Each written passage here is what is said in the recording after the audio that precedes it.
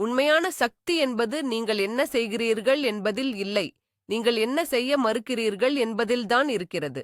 இது ஒரு முரண்பாடாகத் தோன்றலாம், ஆனால் இதுதான் மனதளவில் வலிமையானவர்களை மற்றவர்களிடமிருந்து பிரிக்கும் அடிப்படை உண்மை. சமூகம் சாதாரணம் என்று முத்திரை குத்தும் சில விஷயங்கள்தான் உங்களை பலவீனப்படுத்தும் கண்ணுக்குத் தெரியாத சங்கிலிகள் என்றால் என்ன செய்வது? இன்று உங்கள் நாளில் இன்னும் அதிகமான பணிகளைச் சேர்ப்பது பற்றி நாங்கள் பேசப்போவதில்லை. நாங்கள் கழித்தல் பற்றி பேசப் போகிறோம். மனதளவில் பலவீனமானவர்கள் ஈடுபடும், ஆனால் வலிமையானவர்கள் ரகசியமாக திட்டமிட்டு தங்கள் வாழ்க்கையிலிருந்து அகற்றும் 4 மறைக்கப்பட்ட நடத்தைகளை நாம் இன்று வெளிக்கொணரப் போகிறோம். இது முதல் 1% உள்ளுணர்வாக புரிந்து கொள்ளும் தகவல். மற்ற அனைவருக்கும் இது ஒரு புதிராகவே உள்ளது. நாம் தொடங்குவதற்கு முன் மன வலிமைக்கு மிகப்பெரிய தடையாக நீங்கள் நம்புவது என்ன என்பதை கருத்துக்களில் எழுதுங்கள். இந்த வீடியோவின் முடிவில் உங்கள் பதில் எப்படி மாறுகிறது என்று பார்ப்போம். நவீன ஆண் ஒரு தொடர்ச்சியான தாக்குதலின் கீழ் இருக்கிறான். சமூக ஊடகங்கள், செய்திச் சுழற்சிகள், முடிவில்லாத எதிர்பார்ப்புகள். இது ஒரு நிலையான எதிர்வினை நிலையை உருவாக்குகிறது, செயலின் நிலையை அல்ல. உணர்ச்சிவசப்பட்ட குழப்பம் இன்றைய இயல்பு நிலையாகிவிட்டது. உங்களுக்கு அந்த உணர்வு ஏற்பட்டிருக்கிறது இல்லையா? ஒரு டஜன் திசைகளில் இழுக்கப்படுவது போன்ற உணர்வு. ஒரு அற்பமான விஷயத்திற்காக உங்கள் நிதானத்தை இழக்கும் விரக்தி. இது உங்கள் தனிப்பட்ட தோல்வி அல்ல, இது ஒரு முறைப்படுத்தப்பட்ட பொறி. இன்று அந்த பொறியை எவ்வாறு செயலிழக்கச் செய்வது என்பதை நீங்கள் கற்றுக்கொள்ளப் போகிறீர்கள். இது பண்டைய ரோம் அல்லது தத்துவ விரிவுரைகள் பற்றியதல்ல. இது டிஜிட்டல் காடு, கார்ப்பரேட் போர்க்களம் மற்றும் நவீன உறவுகளின் சிக்கல்களை வழிநடத்துவது பற்றியது. கொள்கைகள் காலத்தால் அழியாதவை, ஆனால் அவற்றின் பயன்பாடு இப்போதைக்கு உங்களுக்காக. உங்கள் கவனத்தையும் சக்தியையும் மீண்டும் கோருவதற்கான நேரம் இது. முதல் ரகசியம், புகார் கூறுவதையும் பழி போடுவதையும் தவிர்த்தல். மனதளவில் வலிமையானவர்கள் ஒருபோதும் செய்யாத முதல் விஷயம் இதுதான். புகார் கூறுவது என்பது மனதின் விஷம். அது பலவீனத்தின் வெளிப்பாடு. ஒரு சூழ்நிலையைப் பற்றி புகார் கூறும்போது நீங்கள் என்ன சொல்கிறீர்கள்? நான் ஒரு பாதிக்கப்பட்டவன், எனக்கு இந்த விஷயத்தின் மீது எந்த கட்டுப்பாடும் இல்லை என்று மறைமுகமாக அறிவிக்கிறீர்கள். இது ஒரு தற்காலிக ஆறுதலை தரலாம், மற்றவர்களின் அனுதாபத்தை பெறலாம், ஆனால் நீண்ட காலத்திற்கு அது உங்கள் சக்தியை அரித்துவிடும். ஒவ்வொரு புகாரும் உங்கள் சொந்த வாழ்க்கையின் கட்டுப்பாட்டை நீங்கள் கைவிடுவதற்கான ஒரு சிறிய சரணடைவு பத்திரம். வலிமையான மனம் இந்த விளையாட்டை விளையாட மறுக்கிறது.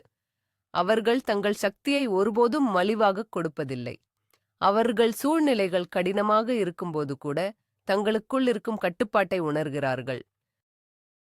அவர்கள் வெளிப்புற நிகழ்வுகளை கட்டுப்படுத்த முடியாது என்பதை அறிந்திருக்கிறார்கள், ஆனால் தங்கள் பதிலை கட்டுப்படுத்த முடியும் என்பதை ஆழமாக நம்புகிறார்கள். இந்த சிறிய ஆனால் ஆழமான மாற்றம் ஒரு பாதிக்கப்பட்ட மனநிலையிலிருந்து ஒரு முகவர் மனநிலைக்கு மாறுவதுதான் மன வலிமையின் முதல் தூண். புகார் கூறுவதன் உளவியல் பொறி. நாம் ஏன் புகார் கூறுகிறோம்? ஏனெனில் அது எளிதானது. அது பொறுப்பிலிருந்து நம்மை விடுவிக்கிறது. ஒரு திட்டம் தோல்வியுற்றால் குழுவை, முதலாளியை அல்லது பொருளாதாரத்தை குறை கூறுவது நான் என் பங்கை சரியாகச் செய்யவில்லை என்று ஒப்புக்கொள்வதை விட மிகவும் எளிதானது. புகார் கூறுவது ஒரு போலி கட்டுப்பாட்டு உணர்வையும் தருகிறது. நாம் ஒரு பிரச்சனையை வார்த்தைகளால் விவரிக்கும்போது அதை நாம் கையாள்வது போல் உணர்கிறோம். உண்மையில் நாம் ஒன்றும் செய்வதில்லை. இது ஒரு மனமாயை. மனதளவில் வலிமையானவர்கள் இந்த மாயையை ஊடுருவிப் பார்க்கிறார்கள். அவர்கள் கடினமான உண்மையை எதிர்கொள்ளத் தயாராக இருக்கிறார்கள். அவர்கள் பொறுப்பைத் தேடுகிறார்கள், அதைத் தவிர்க்கவில்லை. ஏனெனில் பொறுப்பில்தான் சக்தி இருக்கிறது என்பதை அவர்கள் புரிந்து கொள்கிறார்கள். நீங்கள் ஒரு சூழ்நிலைக்கு பொறுப்பேற்கும்போது அதை மாற்றுவதற்கான சக்தியையும் நீங்கள் பெறுகிறீர்கள். புகார் கூறுபவர் சக்தியற்றவராக இருக்கிறார், அதே இடத்தில் சிக்கிக் கொள்கிறார். பொறுப்பை ஏற்பவர் முன்னோக்கிச் செல்ல வழியை கண்டுபிடிக்கிறார். இது வசதியாக இருக்காது, ஆனால் உண்மையான வளர்ச்சி எப்போதும் வசதியான மண்டலத்திற்கு வெளியேதான் நிகழ்கிறது. ஸ்டோயிக் மாற்று, முழுமையான உரிமையாளர் மனப்பான்மை. ஸ்டோயிசிசம் நமக்கு தீவிரமான உரிமையாளர் என்ற கருத்தை கற்பிக்கிறது. இதன் பொருள் என்னவென்றால், உங்கள் வாழ்க்கையில் நடக்கும் எல்லாவற்றிற்கும், குறிப்பாக உங்கள் கட்டுப்பாட்டில் இல்லாத விஷயங்களுக்கும் நீங்கள் பொறுப்பேற்க வேண்டும். இது உங்கள் தவறு என்று அர்த்தமல்ல, ஆனால் அதைச் சரி செய்வது உங்கள் பொறுப்பு. உங்கள் விமானம் ரத்து செய்யப்பட்டதா? விமான நிறுவனத்தைப் பற்றி புகார் கூறி நேரத்தை வீணாக்காதீர்கள். சரி, இப்போது என்ன? ஒரு புதிய விமானத்தை முன்பதிவு செய்யுங்கள். ஒரு மாற்று வழியை கண்டுபிடியுங்கள். உங்கள் ஆற்றலை தீர்வின் மீது செலுத்துங்கள், பிரச்சனையின் மீது அல்ல. இந்த மனநிலையை கடைபிடிக்கும்போது உலகம் உங்களுக்கு எதிராக செயல்படுவதை நிறுத்தி உங்களுக்காக செயல்படத் தொடங்குகிறது. நீங்கள் இனி நிகழ்வுகளின் கருணையில் இல்லை, நீங்கள் ஒரு செயலில் பங்கு கொள்பவர். உங்கள் வாழ்க்கையின் ஓட்டுநர் இருக்கையில் நீங்கள் இருக்கிறீர்கள். இதுதான் புகார் கூறுபவர்களையும் சாதனையாளர்களையும் பிரிக்கும் கோடு.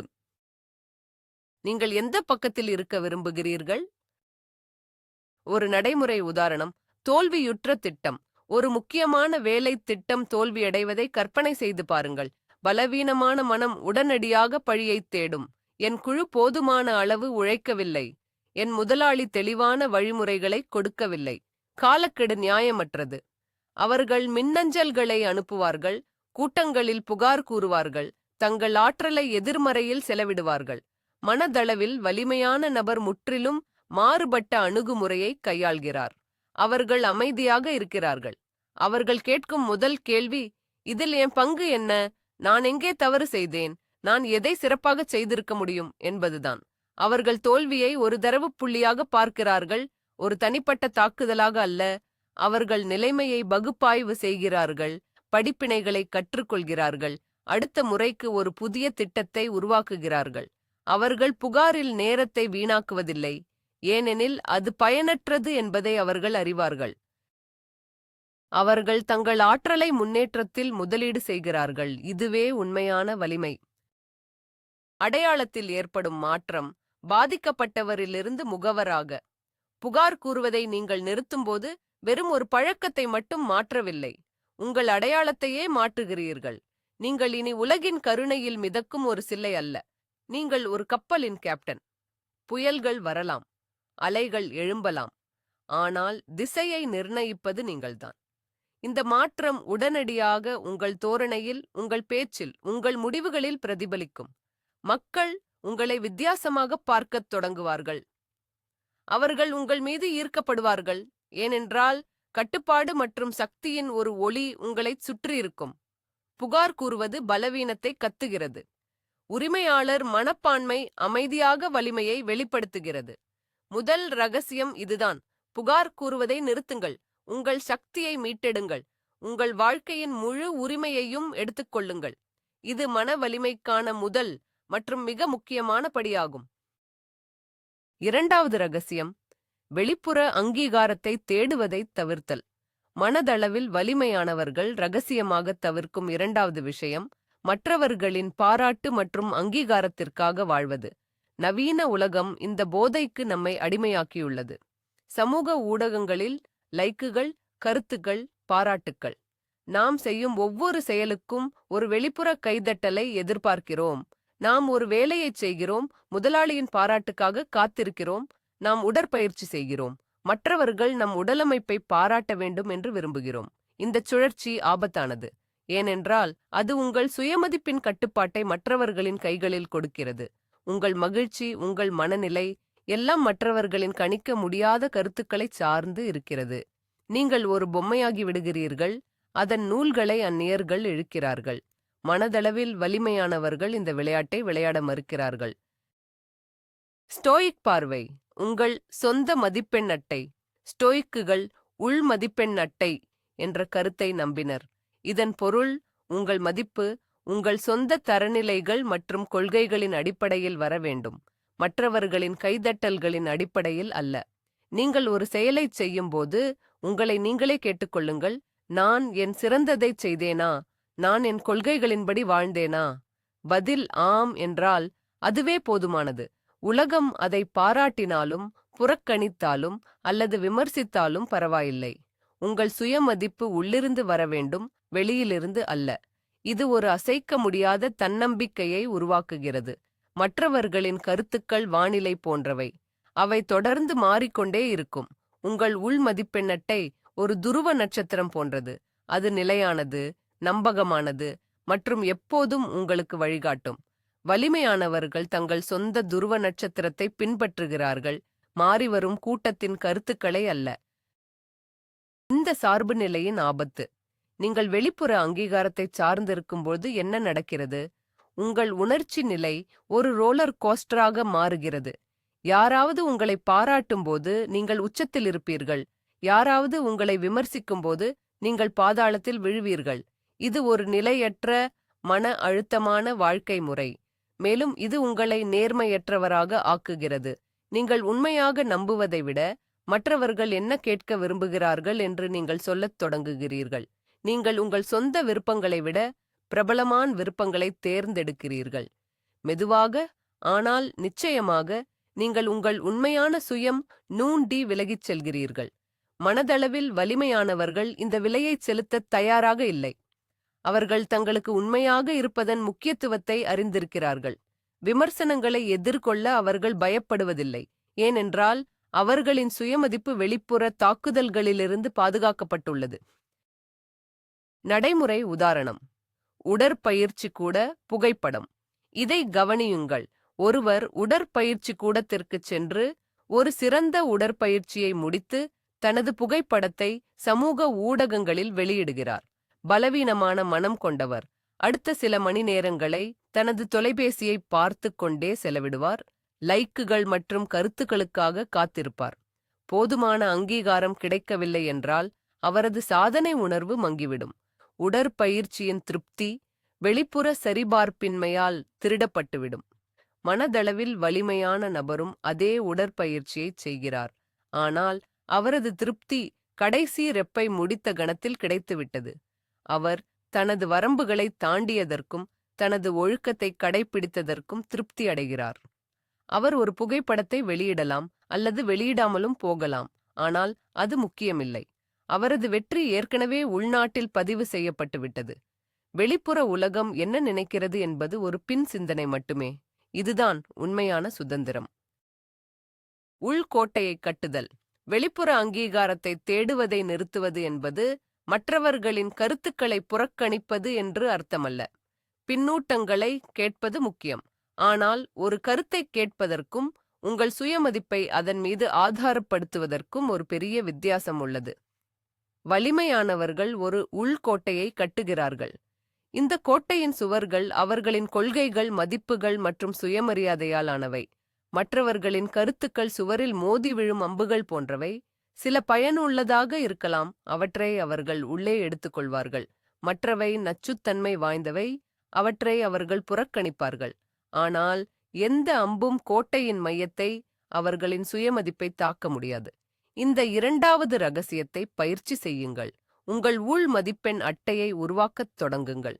மற்றவர்களின் கைதட்டல்களுக்காக வாழ்வதை நிறுத்துங்கள். உங்கள் சொந்த மரியாதையை சம்பாதிக்கத் தொடங்குங்கள். அதுதான் உண்மையான நீடித்த அங்கீகாரம். மூன்றாவது ரகசியம், பயனற்ற சீற்றத்தில் ஈடுபடுவதை தவிர்த்தல். இன்று நாம் ஒரு சீற்ற இயந்திரத்தில் வாழ்கிறோம். 24 மணி நேரமும், வாரத்தில் 7 நாட்களும் செய்திகள், அரசியல், சமூக ஊடக நாடகங்கள் நம் உணர்ச்சிகளை தூண்டுவதற்காக வடிவமைக்கப்பட்டுள்ளன. ஒரு அரசியல்வாதி ஏதாவது சொன்னார், ஒரு பிரபலம் ஒரு தவறு செய்தார், ஒரு புதிய சர்ச்சை வெடித்தது. இந்த இயந்திரம் நம் கோபத்தை, நம் சீற்றத்தை உணவாகக் கொள்கிறது. மனதளவில் பலவீனமானவர்கள் இந்த பொறியின் எளிதான இரையாவார்கள். அவர்கள் ஒவ்வொரு தலைப்புச் செய்தியிலும் கோபப்படுகிறார்கள், ஒவ்வொரு சமூக ஊடக விவாதத்திலும் சண்டையிடுகிறார்கள். அவர்கள் தங்கள் மன ஆற்றலை தாங்கள் கட்டுப்படுத்த முடியாத விஷயங்களைப் பற்றிய சீற்றத்தில் செலவிடுகிறார்கள். மனதளவில் வலிமையானவர்கள் இந்த விளையாட்டின் விதிகளை அறிந்திருக்கிறார்கள். அவர்கள் தங்கள் மிக மதிப்புமிக்க வளத்தை, தங்கள் கவனத்தையும் உணர்ச்சி ஆற்றலையும் பாதுகாக்கிறார்கள். அவர்கள் பயனற்ற சீற்றத்தில் ஈடுபட மறுக்கிறார்கள். பங்கேற்பு என்ற மாயை. பயனற்ற சீற்றத்தின் மிகப்பெரிய ஆபத்து என்னவென்றால் அது செயலின் மாயையை உருவாக்குகிறது. ஒரு சமூக பிரச்சினையை பற்றி ஆன்லைனில் கோபமாக ஒரு கருத்தை இடுவது நீங்கள் ஏதாவது செய்கிறீர்கள் என்ற உணர்வை தருகிறது. ஆனால் உண்மையில் நீங்கள் என்ன செய்கிறீர்கள்? உங்கள் மன அழுத்த அளவை அதிகரிக்கிறீர்கள், உங்கள் மன அமைதியை குலைக்கிறீர்கள், உங்கள் ஆற்றலை வீணடிக்கிறீர்கள். உண்மையான மாற்றம் கவனம் செலுத்திய ஆக்கப்பூர்வமான செயலிலிருந்து வருகிறது. உணர்ச்சி வசப்பட்ட எதிர்வினையிலிருந்து அல்ல.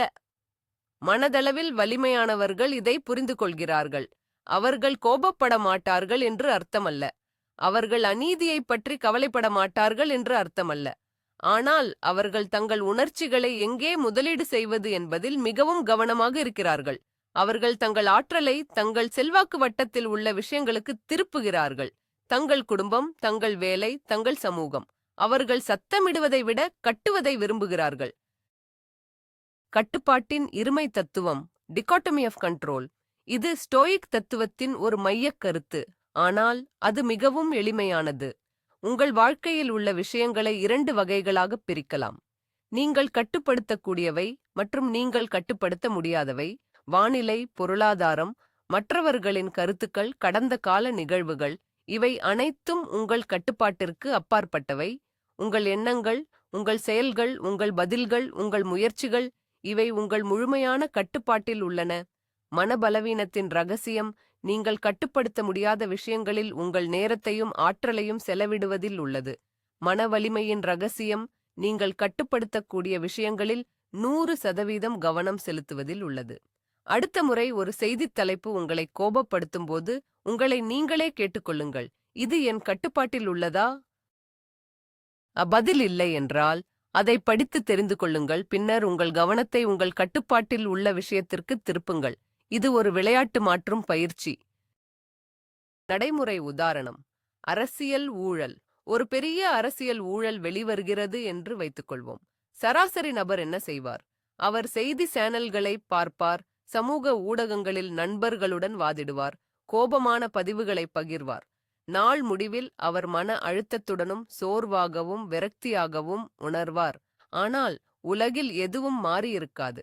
மனதளவில் வலிமையான மனிதர் எப்படி நடந்து கொள்கிறார்? அவர் செய்திகளைப் படித்து தகவல் அறிந்தவராக இருப்பார், அது முக்கியம். ஆனால் அவர் உணர்ச்சி வசப்பட மாட்டார். அவர் விவாதங்களில் சிக்கிக் கொள்ள மாட்டார். அவர் நிலைமையை புரிந்து கொண்டு பின்னர் கேட்பார், சரி, இது என் வாழ்க்கையை எப்படி பாதிக்கிறது? என் கட்டுப்பாட்டில் நான் என்ன செய்ய முடியும்? ஒருவேளை அவர் உள்ளூர் தேர்தலில் வாக்களிப்பார். ஒருவேளை அவர் தனது சொந்த நிதி பாதுகாப்பில் கவனம் செலுத்துவார். ஒருவேளை அவர் தனது குழந்தைகளுடன் நேரத்தை செலவிடுவார். அவர் தனது ஆற்றலை பயனற்ற சீற்றத்திலிருந்து பயனுள்ள செயலுக்கு திருப்புகிறார். இது செயலற்ற தன்மை அல்ல, இது மூலோபாய ஞானம். உங்கள் மிக மதிப்புமிக்க வளத்தை பாதுகாத்தல் உங்கள் நேரம் அல்ல, உங்கள் பணம் அல்ல. உங்கள் கவனம் மற்றும் உணர்ச்சி ஆற்றல்தான் உங்கள் மிக மதிப்புமிக்க வளம். நீங்கள் அதை எங்கே செலவிடுகிறீர்களோ அது வளரும். நீங்கள் அதை சீற்றத்தில் செலவிட்டால் உங்கள் வாழ்க்கையில் அதிக சீற்றம் இருக்கும். நீங்கள் அதை வளர்ச்சியில், கற்றலில், உறவுகளில் செலவிட்டால் அந்த பகுதிகள் செழிக்கும். சீற்ற இயந்திரம் உங்கள் கவனத்தை இலவசமாக பெற விரும்புகிறது. அதை கொடுக்காதீர்கள். உங்கள் கவனத்திற்கு ஒரு விலை இருக்கிறது. அதை புத்திசாலித்தனமாக முதலீடு செய்யுங்கள். இந்த 3வது ரகசியம் உங்கள் மன இடத்தை ஒழுங்கீனத்திலிருந்து பாதுகாப்பது பற்றியது. உங்கள் உள் உலகத்தை அமைதியாகவும் கவனம் செலுத்தியதாகவும் வைத்திருப்பது பற்றியது. பயனற்ற சீற்றத்தில் ஈடுபடுவதை தவிர்க்கவும். உங்கள் ஆற்றலை உங்களுக்கு முக்கியமான விஷயங்களை கட்டுவதற்கு பயன்படுத்துங்கள். இதுவே வலிமையான, அமைதியான வாழ்க்கைக்கு வழி. 4வது ரகசியம் கடந்த காலத்தை பற்றிய பயத்தையும் அசலகரியத்தையும் தவிர்த்தல். மனதளவில் வலிமையானவர்கள் தவிர்க்கும் இறுதி விஷயம் இதுதான். இது ஒருவேளை மிகவும் ஆழமானது.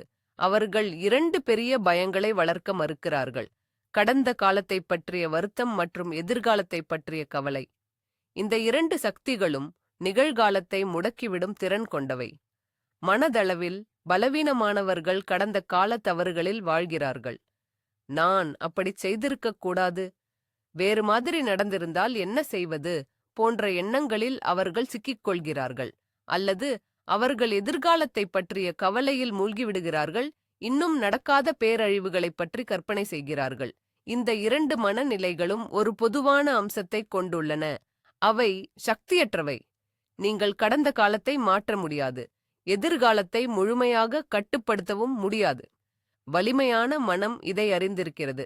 எனவே அவர்கள் தங்கள் கவனத்தை ஒரே ஒரு இடத்தில் செலுத்துகிறார்கள்: நிகழ்காலம். இப்பொழுது கடந்த காலம் ஒரு தரவு ஒரு ஆயுள் தண்டனை அல்ல. ஸ்டோயிக் அணுகுமுறை கடந்த காலத்தை பார்ப்பது எப்படி? அதை ஒரு பாடப்புத்தகமாக பார்க்க வேண்டும், ஒரு சிறைச்சாலையாக அல்ல. கடந்த கால தவறுகள் அவமானத்திற்கான காரணங்கள் அல்ல, அவை கற்றலுக்கான வாய்ப்புகள். மனதளவில் வலிமையான ஒரு நபர் ஒரு தவறு செய்யும்போது அவர் அதில் மூழ்கி விடுவதில்லை. அவர் அதை பகுப்பாய்வு செய்கிறார். நான் இதிலிருந்து என்ன கற்றுக்கொள்ள முடியும்? இந்த அனுபவம் என்னை எப்படி புத்திசாலியாக்கும் என்று கேட்கிறார். பாடம் கற்றுக்கொண்டவுடன் அவர் உணர்ச்சி பூர்வமான சுமையை விட்டுவிட்டு முன்னூத்து செல்கிறார். கடந்த காலத்தை சுமந்து செல்வது உங்கள் முதுகில் தேவையற்ற பாறைகளை சுமந்து கொண்டு ஒரு மலையில் ஏறுவதைப் போன்றது.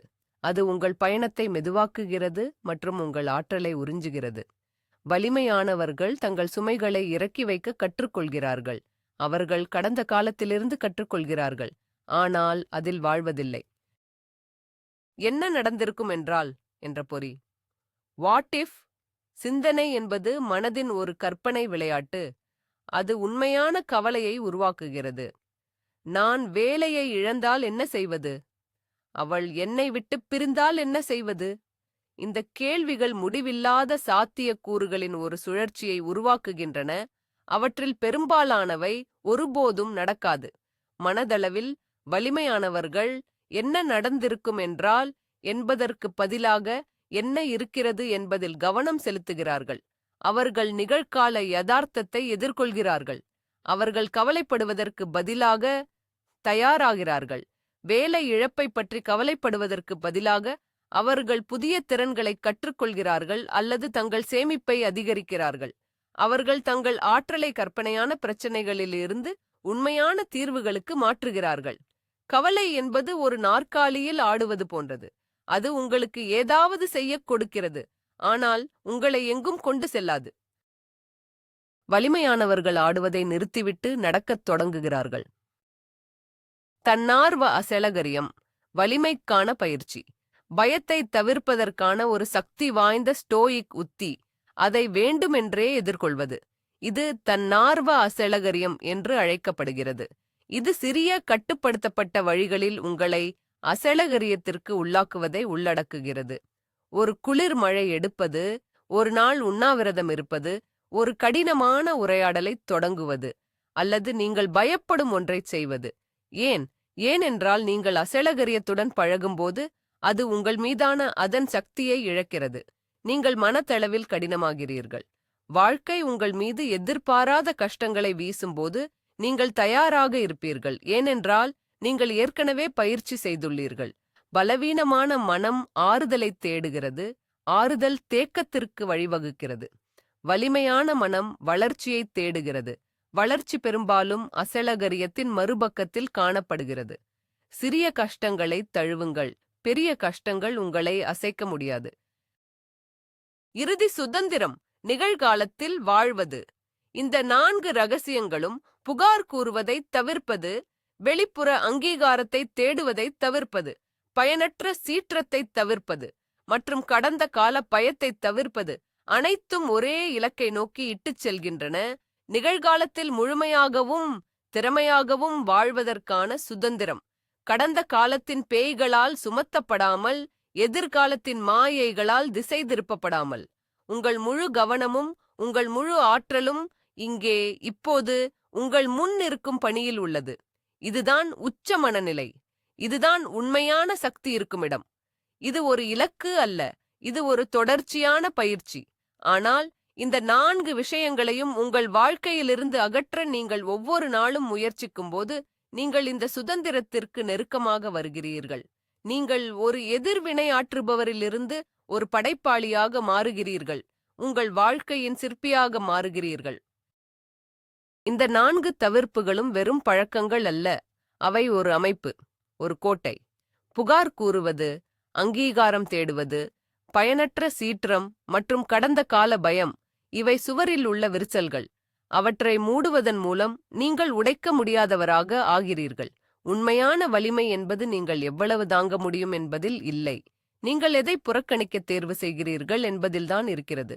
இது உலகின் குழப்பத்திலிருந்து உங்கள் கவனத்தையும் ஆற்றலையும் சினிதிதா மீட்டெடுக்கும் முடிவு. உங்களிடம் இப்போது அறிவு இருக்கிறது.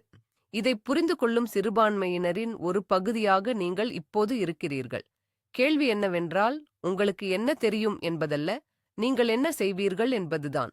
உங்கள் நேரத்தை எங்களுடன் முதலீடு செய்ததற்கு நன்றி. இது உங்களுக்கு பிரசனன்ஸ் செய்தால் குழு சேர்ந்து அறிவிப்புகளை இயக்கவும். இது புகார் கூறுபவர்களுக்கானது அல்ல, உருவாக்குபவர்களுக்கான ஒரு சமூகம். இப்பொழுது கருத்துக்களுக்குச் செல்லுங்கள். இந்த 4இல் இன்றிலிருந்து உங்கள் வாழ்க்கையிலிருந்து அகற்ற நீங்கள் உறுதியளிக்கும் ஒரு விஷயம் என்ன?